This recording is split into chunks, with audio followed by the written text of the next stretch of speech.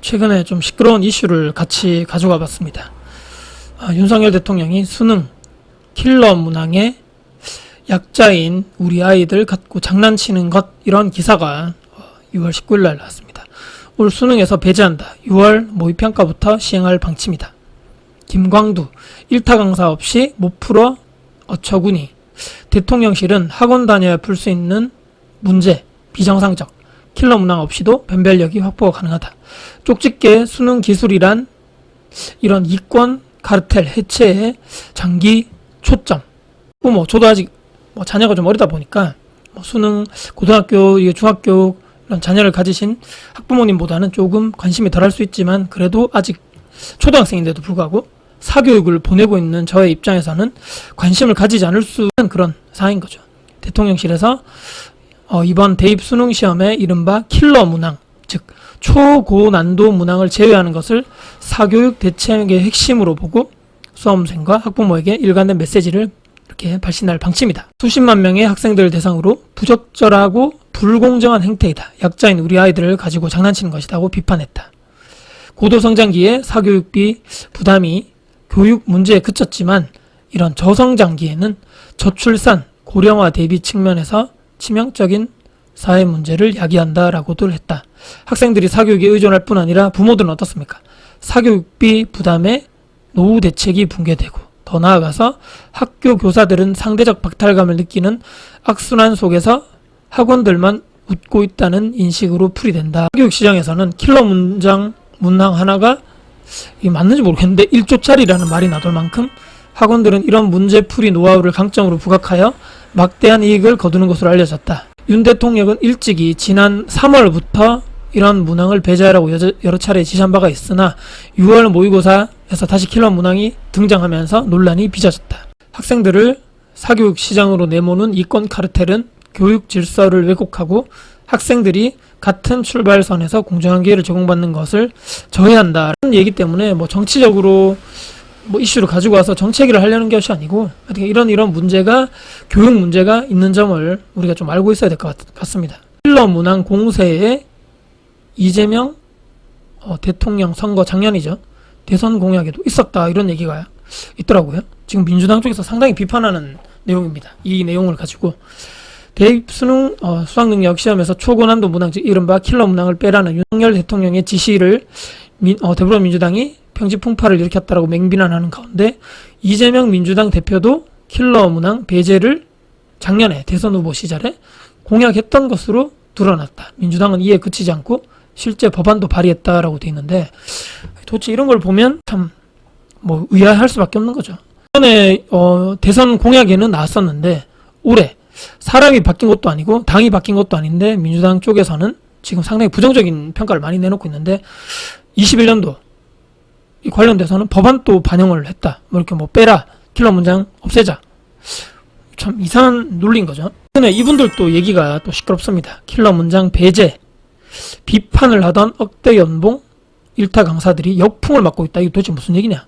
수능을 배운 것에서만 내라는 게 왜 잘못된 거냐라고 타이틀이 걸려있고, 이 두 분이죠. 수학의 현우진 선생님, 한국사의 이다지 선생님. 현우진, 애들만 불쌍하지.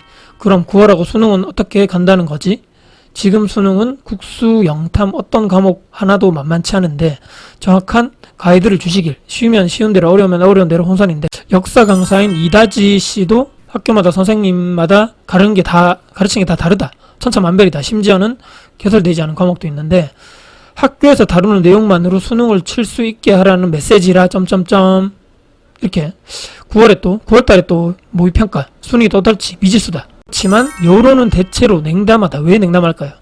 정부 정책 방향의 옳고 그름을 떠나서 사교육 중심의 비정상적 교육 풍토 속에서 매년 수십에서 수백억 원을 벌어들여온 최대 수혜자들이 전면에 나서서 정책을 비판하는 게 타당하냐는 지적이다. 상당수 일타 강사가 소셜미디어를 통해서 호화로운 생활을 과시해온 점도 부정적 기류 형성에 영향을 줬다.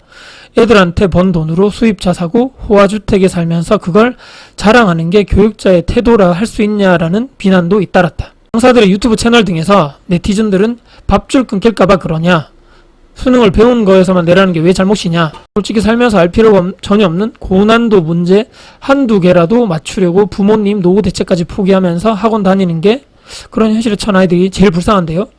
라는 반응을 보였다. 제가 요 관련돼서 기사를 좀 찾아봤는데 놀라서 잡혀질 뻔했습니다. 킬러 문항 장사로 떼돈 버는 학원가. 학원의 수강생들 유치하기 위해서 이렇게 광고나 마케팅을 하고 있다는 얘기죠. 킬러 문항이 입시를 좌우합니다. 한 유명 입시학원 재수종합학원 비용은 교습비, 교재비, 독서실 사용비, 급식비를 포함하면 한 달에 200에서 300이다. 장난 아니죠. 그리고 이 킬러 문항 풀이를 광고하며 마케팅안으로 나서는 것으로 파악됐다. 여러 입시학원은 기존 수능과 모의고사로 출제됐던 킬러 문항을 전문적으로 풀거나 시험에 나올 킬러 문항을 예상해주는 형식으로 학생을 유치하고 있다. 학원가에서는 양질의 킬러 문항을 통한 공포 마케팅 전략으로 교재비 등을 인상하여 높은 학원비를 요구하고 있다라고 돼 있네요. 그러니까 이런 킬러 문항 몇 문제로 학원에서는 수강료를 대폭 인상해서 엄청나게 사교육비로 많이 지출할 수밖에 없는 구조로 만들고 있다는 얘기인 거죠. 억대시계 차고 수업, 공교육, 수능 반발, 일타 강사들의 호화로운 생활 이렇게 돼 있네요. 320억 빌딩 대출 없이 매입하고 고가 미술품 100억어치 구입. 대단한 거죠. 이분이 이런 시계를 착용했는데 가격이 뭐 어마무시하다 이런 얘기 같습니다. 이분이 연수익이 200만 원 아니고요. 연수입이 200억 이상이다. 2017년대 소득세가 무려 130억 원이었다고 직접 인증했다. 이런 상황에서도 그는 학생, 학부모들로부터 쌓아 올린 부를 SNS 통해서 거리낌 없이 과시를 해왔다. 이게 그 100억 미술품인가 보네요. 아까 그 시계가 출시가는 1억 3,500이었는데 리셀 마켓에서는 3억 5천만 원에 판매되고 있다. 어떻게 더 비싸게 되고 있네요. 여기 밑에는 이다지 씨 자신이 거주하고 있는 롯데월드타워 최고급 주거 시설인 시그니엘 레지던스 분양가는 40억에서 250억에 달한다. 참 이런 걸 보면 자본주의 세상에서 또 이런 대학 입시에서 사교육을 이분들이 열심히 연구하고 엄청 노력을 했겠죠. 연봉이 뭐 몇십억이다 몇백억이다 그 몸값은 자본주의 세상에서 정해지는 게 맞는데 그 돈들이 모두 다 이 또 교육업에서 그리고 또 사교육에서 참 나온다는 것이 이게 과연 맞는가? 모두 다 부모님들의 열심히 피땀 흘려서 벌은 월급에서 나간 돈인데 참 그렇습니다. 나름대로 이 관련된 문제를 제 생각을 개인적인 생각입니다. 이게 맞다 틀리다를 떠나가지고 저의 개인적인 주관적인 생각을 정리를 해봤습니다. 자, 공교육을 학교교육이라는 얘기죠. 강화하는 목적으로 저는 장기적 플랜, 대한민국 교육이 이쪽으로 저는 가야 된다라고 생각을 합니다. 부모들의 이 수입, 월급이나 이런 쪽의 수입이 엄청난 부분의 이 포션으로 사교육 쪽에 지출되는 것이 사실인 거죠. 나의 노후 준비, 내 집 마련, 뭐 자녀 교육 이쪽에 돈이 엄청나게 들어가면서 과연 이게 올바른가 한 번쯤 우리가 고민을 해봐야 된다. 킬러 문항을 잘 만드는 사교육 강사가 이꼴 몇십억, 몇백억대 연봉? 이게 진짜 옳은 게 맞나? 고민을 해볼 필요가 있다. 정말 해당 이 교과목이 있을 겁니다. 자세한 이 교과목에 대한 배움이나 알에 대한 문제 이건 것인가? 아니면 대학 가기 위한 스킬을 배우기 위한 배움인가? 주객이 혹시나 전도된 게 아닐까라는 생각을 좀 해봤고요. 대한민국 일타 강사가 존재한다라는 것 자체가 저는 이들이 또 신성화되고 신격화되는 것이 저는 이미 대한민국 교육 자체가 큰 문제에 빠져있다라고 생각하는 것에 거기에 대한 반증이 아닐까. 학교에서 정말 열심히 열정을 갖고 학생을 교육해 주시는 이런 선생님들 충분히 그리고 변별력 있는 문제를 만들 수 있는 능력이 되는 선생님들이 저는 많다라고 생각을 합니다. 공교육만으로 충분히 변별력 있는 시험 문제 출제가 저는 지금부터라도 준비를 하나하나씩 한다면 충분히 저는 가능하다라고 봅니다.